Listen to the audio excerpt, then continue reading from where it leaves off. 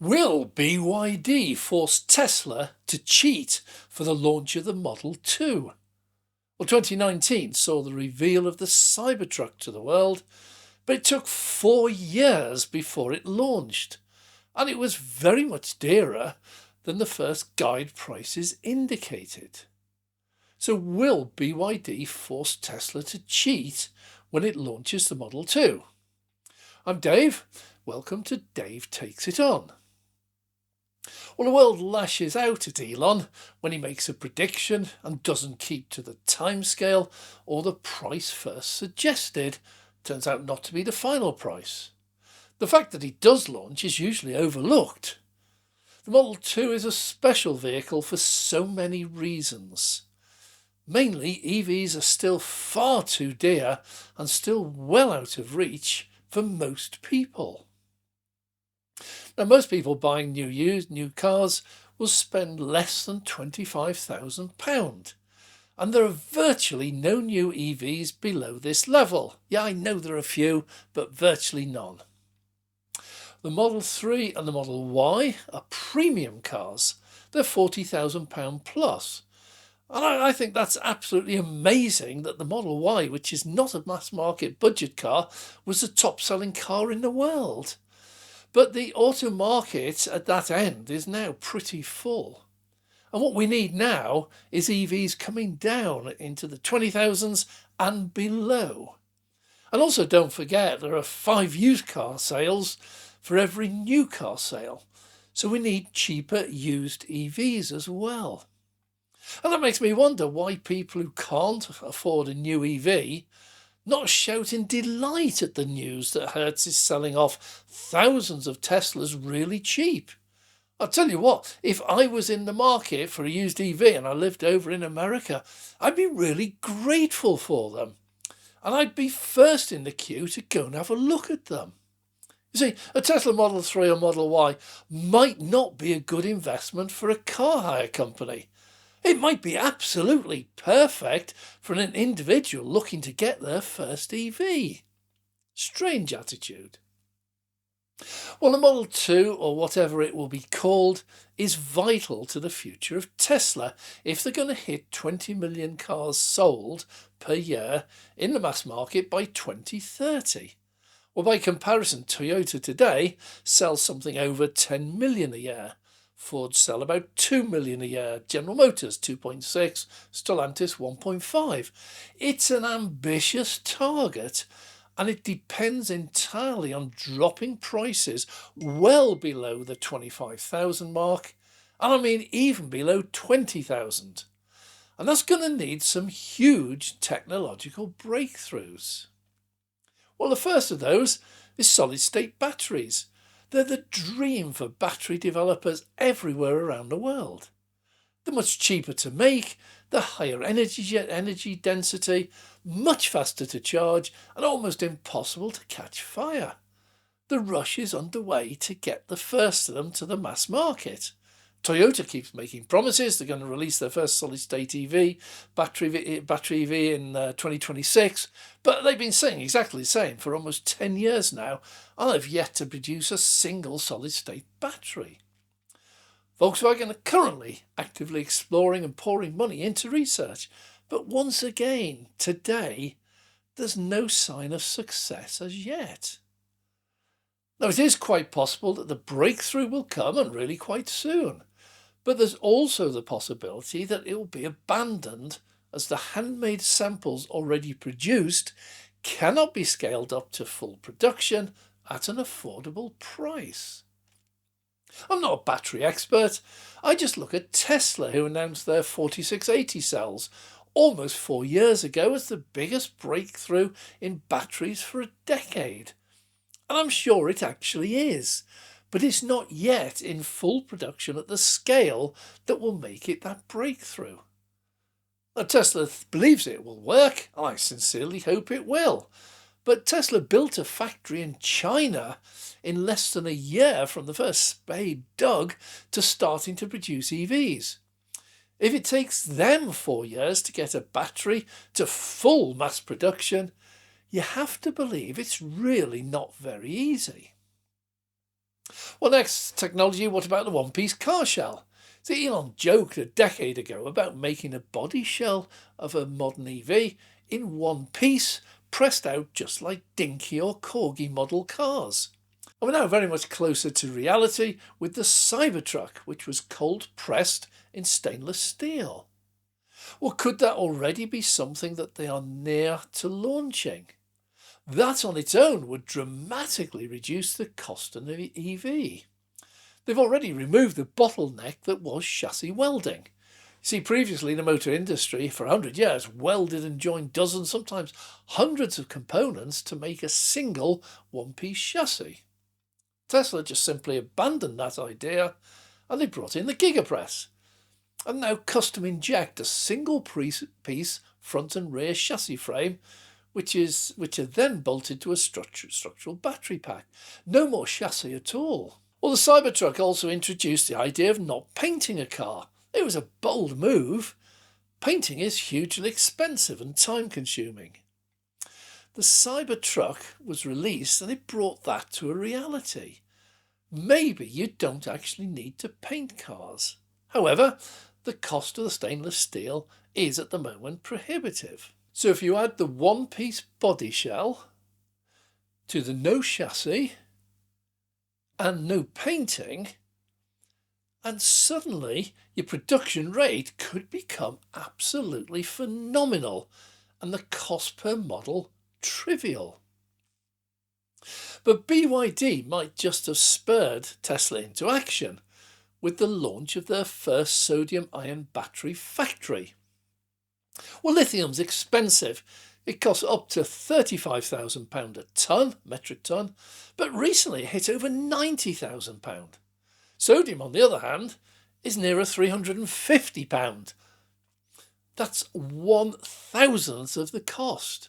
So much cheaper, but also it's right under your feet. You see, sodium's everywhere.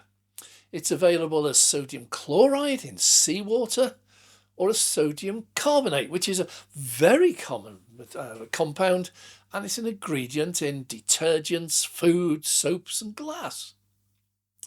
There's much more of it about, but more important, it is found everywhere. It is plentiful in Europe and America, so either could become a major producer.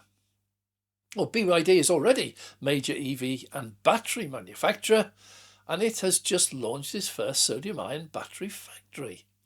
So really cheap, readily available sodium batteries have actually arrived. They're building a factory because they've solved, they believe, all the problems.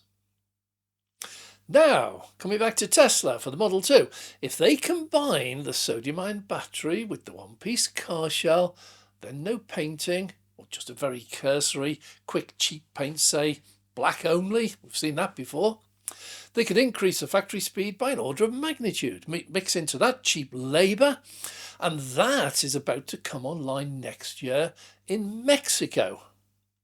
You now got the perfect recipe for a Model 2 costing between $10,000 and $15,000. Now this is well under $20,000. And if people think that's crazy, you only have to look at Volkswagen.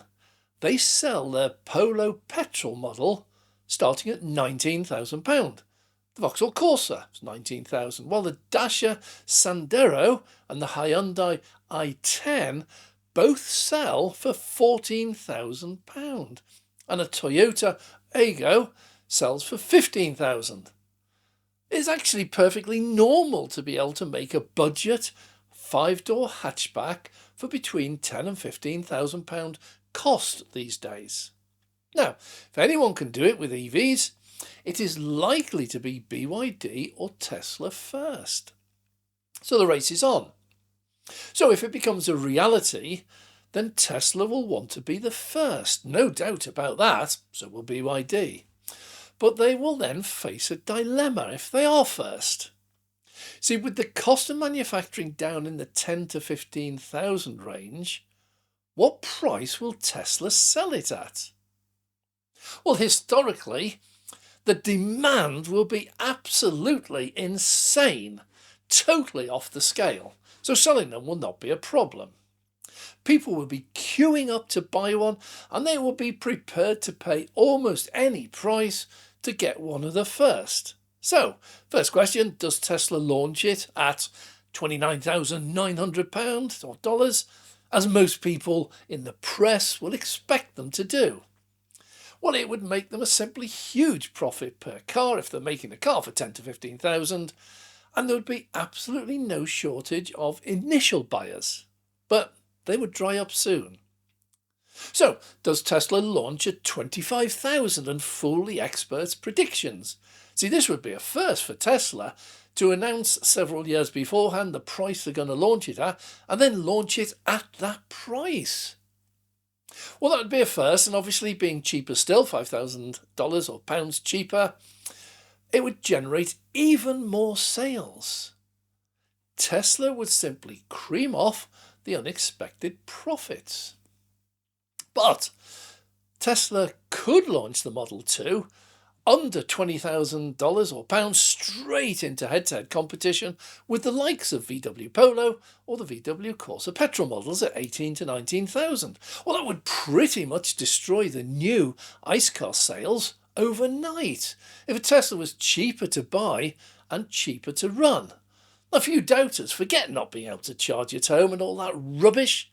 A petrol car doing 8,000 miles a year at 40 miles to the gallon costs you $1,500 a year in petrol and many hundreds of pounds a year in services, plus replacements like brake pads, discs, oil filters, air filters and the like. These are compulsory services to maintain the warranty. Model 2, no servicing. But a Model 2 doing around 5 miles per kilowatt hour would cost you £1,200 a year, even if you're paying 80p per kilowatt hour at the dearest public rapid chargers in the UK. Even with public charging, it would be much cheaper. Charging at home could reduce running costs to a ridiculous figure of just over £100 a year. No servicing. Who on earth wouldn't buy one? Or finally, Tesla could just crash the price right the way down to 15,000 and write off all the ICE competition in one swift move, and also destroy the efforts of the legacy auto who are struggling to get their prices down to 20,000 and make a profit rather than a huge loss.